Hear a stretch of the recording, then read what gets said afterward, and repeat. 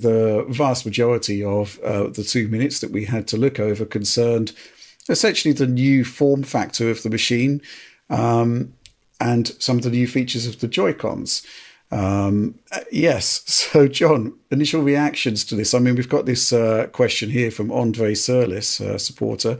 From an industrial design perspective, the Switch 2 really doesn't move the needle. Is anyone else concerned that the average consumer won't notice the change? Was that the point? What do you think about this? I'm not. I feel like in this day and age, the actual look of the device is ultimately less important than it used to be, because fundamentally, for the Switch concept to work, it needs to be mostly screen, right? Which it is. Yes. And there's only so much you can do with that. And this is where the colored highlights come in. And I think that's kind of what they're counting on as like a slight differentiating factor for this one. But I feel like that's the look of the machine is one of the reasons, along with the Wii U fiasco, that Nintendo opted to simply attach the numeral 2 to the name. That's why it's called Switch 2. It's very easy to parse. The average consumer will see, oh, Switch 2. It's going to be written right on the back of the console. And I think that's really all you need. Because, I mean, again, you look at the world of phones, there's barely anything happening with the design there anymore. And even within the same family, iPhones look the same for like 3 or 4 generations before they slightly refresh the design, right? And it doesn't have really a negative impact on sales. I think this will be well known enough.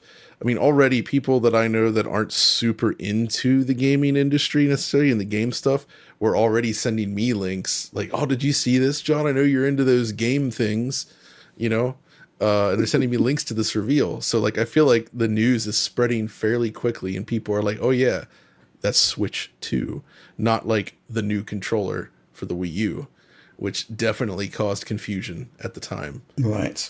So yeah, absolutely. Oliver, what do you make of this? You've been taking a look at some of the finer details of the reveal there. I have. Well, I have to report that it looks a lot like Switch 2, or at least Switch 2 as we understood it from the many weeks, or maybe even months here of leaks dating back to last September. We do get firm confirmation on a few features, though, like there are those little indents in the bottom for the dock alignment. We had that with Switch 1 as well. Here they return, unsurprisingly. You get these pretty substantial vent holes in the bottom that are covered with kind of like this mesh grill, presumably for airflow, to have air flow through the system from the bottom. Instead of like on other Switch units, they're more oriented towards the back bottom corner. Now they're at the bottom of the unit there, which could also have some implications for the dock and its potential fan, although we didn't really get a good look at that in this footage. There's a large fan grill on the top with 3 segments, which cover what look like little heat sink fins there. So that presumably is part of the cooling system there. There's an SD card slot on the left-hand side of the unit. It looks like if you zoom right in when they're opening up that kickstand, you can just see the faintest little kind of corner wedge there where the daughter board is for what we presume is an SD Express slot there. So that would certainly line up with prior leaks. And there's a top USB-C in addition to the bottom one. They highlight that in the trailer, but they don't highlight what it's for or what it could be for. Possibly it's just for charging. Maybe it has some kind of use with other peripherals. We don't know that yet. There are some other details too, like the thumbsticks have a slightly wider outer edge to catch your thumbs a little bit better. There is a button on the right-hand side of the unit, on the right-hand Joy-Con, below the D-pad there, which is a C button. People are calling it a C button, but it's not labeled here. So I would suspect that in the future that will be a labeled button, but maybe in this render they're just not labeling it for keeping up suspense purposes. They will reveal that at a later date, perhaps during the Direct itself. And the Joy-Con cradle no longer has the curved holsters for the controllers. Instead, it's got a flat surface there. So just a couple changes. But I think the big change, and the change we were talking about in the Slack earlier, is that there does seem to be some kind of mouse functionality here. Because you get that little interstitial of the controllers gliding with their straps trailing behind like a mouse. And the little Joy-Cons themselves have these little rubber pads. It looks like these rubber pads that make contact with whatever kind of flat, hard surface you're doing the mouse gliding on. And it keeps that Joy-Con plastic from actually contacting that sliding surface.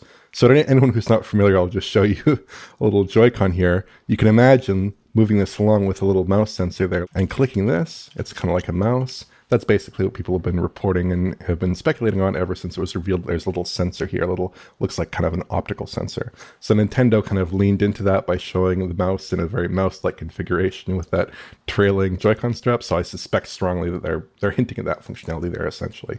Interesting. So an interesting design choice, because fundamentally, how many times when playing Nintendo Switch are you basically playing near a hard surface?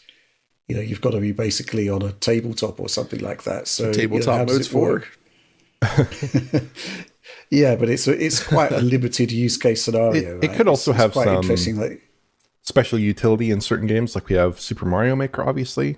That's a game that could lend itself really nicely to mouse input for moving things around. You have titles like Advance Wars, obviously strategy games that could play into it as well. Also, you might have 3D builders for levels that might be hard to navigate with a trackpad, or might be hard to navigate with a controller, rather.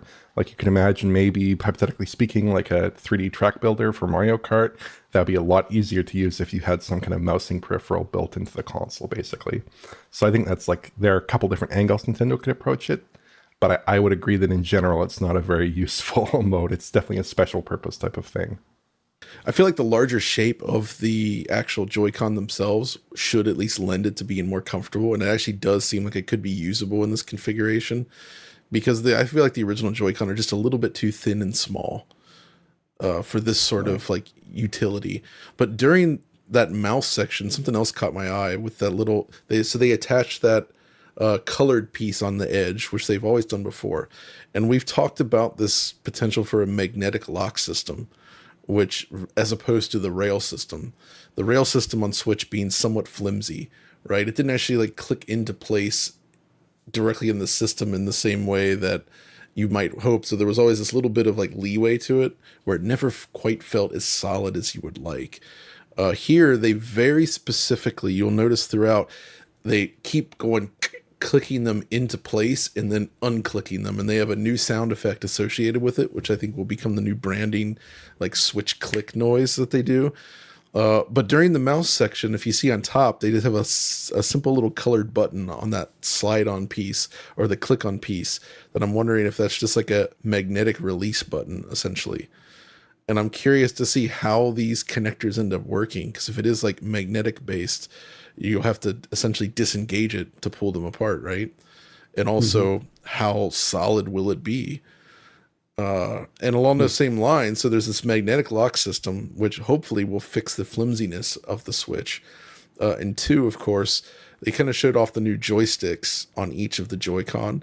And I think we can hope, at least, that they've moved to sort of more of a Hall effect style stick this time around, because I don't know if they ever actually really acknowledged the Joy-Con drift issue, but they certainly never solved it.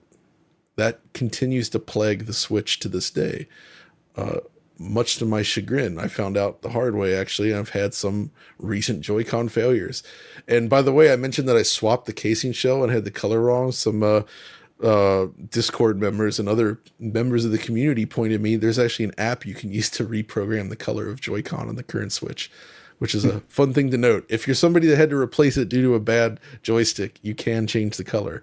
But hopefully that won't be necessary on the Switch too.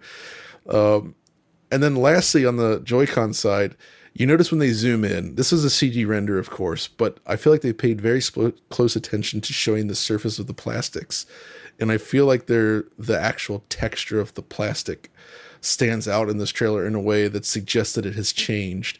To me, it looked more like the black plastic you would see on, say, the Steam Deck, with small indentations in it, like a small rough pattern to give it sort of a textured feel, whereas the current Joy-Con is just like a smooth plastic feel. I'm okay with that, actually. I think that's a good move. And the overall design of the system, while it certainly resembles very closely the original Switch, I feel like the new materials, the new color highlights, and everything kind of helps it look pretty sharp. It's a very neat, clean looking design that feels suitably upgraded while still, channeling that original Switch design. Yeah, I guess another thing we don't know anything about is the screen. We're presuming it's an LCD panel. Based on leaks, yeah. Yeah, and also the size wasn't really emphasized within that asset. I mean, it is going to be very, very large comparatively compared to what we're used to. Yes. And I guess the original Switch in turn was larger than we were expecting from a Nintendo handheld. But I guess it is what it is for various reasons. Yeah. Oliver, thoughts on that? I think the leaks had it pegged at about 8 inches, but in this trailer they show two Switch units, an original Switch unit and a Switch 2 unit side by side. And the scale looks a little bit different there. Maybe it's like 8.4 inches roughly if you do the size comparison there proportionally. But I'm not sure if that's to scale. So, did you guys notice how handhelds are actually sort of they're both increasing in size yet shrinking? And what I mean is, like, when I first saw the Steam Deck, it felt immense. But when I look at it now, my brain has become used to this size and it no longer has that feeling. I look at it just like, oh yeah, that's a normal size. But then when you hold up something like a PS Vita again, you hold it in your hand, you're like, man, this thing was tiny, but it's actually not tiny. Like, it was huge compared to the PSP, which then you hold that and you're like, man, this is small. But that 4.3 inch screen was gigantic in 2004. And so, like, it's weird how our perception of size is shifting. And I feel like if Nintendo had done like a near 8-inch screen back in 2017, people would have gone insane. Like, what are they doing? That's way too big. And maybe it is still too big. We'll see. But people have become used to these larger devices, right? That's what's happened, because the Steam Deck is now small compared to some of the other PC handhelds that have hit. So I feel like with the slim form factor of the Switch 2, it'll feel kind of like average size, even though it's probably huge. I don't know what to make of that. Obviously, the Portal is a similar sized screen, right, and it is absolutely huge. But then again, they've basically bolted on a gigantic DualShock controller, cut in half, which is a completely different story here. Yeah, I mean, we're going to talk about some of the other content that was within the trailer, specifically Mario Kart, obviously, or Mario Kart. The backwards compatibility. We'll also talk a bit about the leaked clock speeds that appeared earlier on in the week. But before we do that, I just want to talk about, I mean, this is kind of weird for a reveal. It's kind of weird to have a reveal that's relatively light on details. The first half of it is essentially confirming all of the physical form factor leaks that we've seen over the last few weeks and going back into last year. And not much beyond that, except to say, hey, we're going to have some live events and a new direct like 2.5 months from now, which in terms of the gap is like gigantic. Do you think that basically the leak was forcing Nintendo into doing something, John? I actually am not convinced that that's the case, because the timelines they're actually shorter, I think, than when we first saw the Switch, right? The Switch was also revealed in a very similar type of trailer format, where it was just a short showcase of things. We actually saw more in that trailer than this one, of course. Yeah, but absolutely. That was because they had to sell what the Switch concept was, because it was brand new. Now people know what the Switch is. That's nothing new. So they're just like, here's the Switch. Here's more of it, basically. And everybody's like, oh yeah, I know what this is. It's the next Switch. I think this trailer is exactly equivalent to that one. And if you recall, there was also like a 2 or 3 month window between the initial reveal and the first big event showcase thing that they did. And that's exactly what they're doing here, which leads me to believe it was probably always part of the plan. I feel if they had been more reactionary, we actually would have seen it earlier, like last year even. Or, this doesn't feel rushed. This just feels like Nintendo doing what Nintendo does and sort of announcing it as they probably originally planned, maybe? I don't know. Yeah. It is hard to say. But does Nintendo react? They usually don't react to things like this, I feel. Although there was a certain like joy and levity to that original Switch trailer with all the people using the Switch in different environments. And also they did show off a number of titles like Breath of the Wild and Skyrim and Mario Odyssey.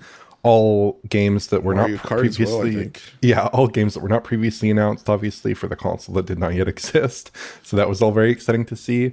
And it was just showing you kind of the Switch as a lifestyle product as well as a game console, I feel like. And here it's just kind of like, well, it's just kind of a sterile render and some game footage. It's not as exciting. Like I said, though, it's because we know what the Switch is now. They don't have to sell the concept anymore. But you're right. Yeah. It is not as exciting for sure. Yeah. Well, some might argue that you do have to sell the concept that this is a next generation device, and I don't think that happened. That's a good point, Rich. But I feel it's enough to get the buzz. It's not like I feel like there's nobody that's going to see this trailer and be like, "Oh yeah, that sucks. I'm turned off by the Switch 2. I'm not going to pay attention anymore." Like, how many people would actually do that? Like, there is more info coming. So absolutely, just have to wait a relatively long while until it arrives.